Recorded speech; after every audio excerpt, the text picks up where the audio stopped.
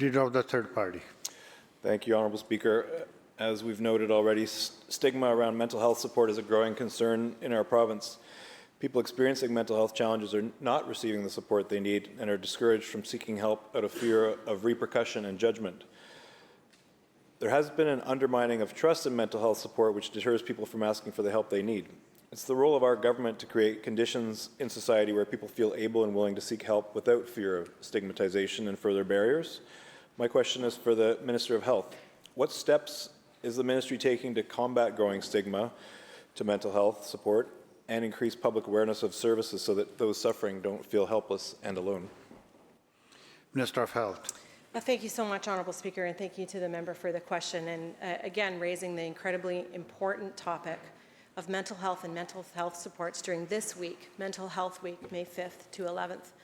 Mr. Speaker, this government remains committed to building out a continuum of care that fully integrates and acknowledges that mental health is part of everybody's health, physical, spiritual, cultural, mental. Mr. Speaker, that includes working in schools and working through public education campaigns to help reduce stigma. Increasing access for youth, Mr. Speaker, through programs like the Foundry and integrating child and youth care teams right into schools, increasing access to counsellors for just the average person living in British Columbia. Mr. Speaker, over the last year, over 29,000 people have accessed free or low-cost counselling, over half of them for the first time ever. It is so important that we have this conversation about ending the stigma around being your true self, about talking about the challenges that people face, about preventing small problems from snowballing into larger problems. Mr. Speaker, I am wholly dedicated to this work. I appreciate the member's question. Thank you. Leader of the third party supplemental. Thank you, Mr. Speaker, and thanks to the Minister for that response. Addressing stigma is only useful if the continuum of care being provided is effective, evidence-based, and person-centered. Appreciate the mention of youth and Foundry. As we know, implementing an early intervention system of care for those experiencing mental health challenges is a critical step that our healthcare system has historically neglected. Reactive spending on more policing and a reliance on crisis-level response has taken attention away from addressing the root causes of mental health challenges. Intervention should be in place at multiple levels of an individual's mental health journey before they reach crisis. For the Minister of Health, again, how is this government investing in preventative and proactive mental health care to provide British Columbians with the wraparound support they deserve?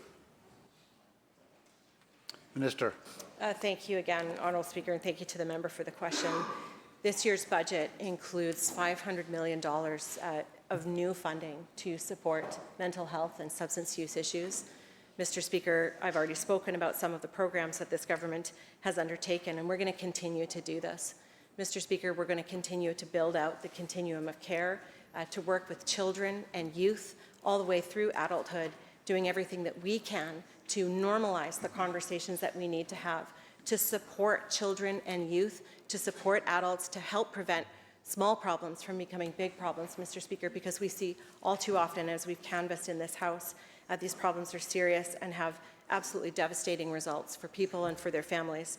Mr. Speaker, this government remains committed to this work. We're going to continue to do that by integrating the Mental Health and Addictions Ministry back into health. We acknowledge that this is about holistic approaches to healthcare, Mr. Speaker, and we're going to continue to do that work.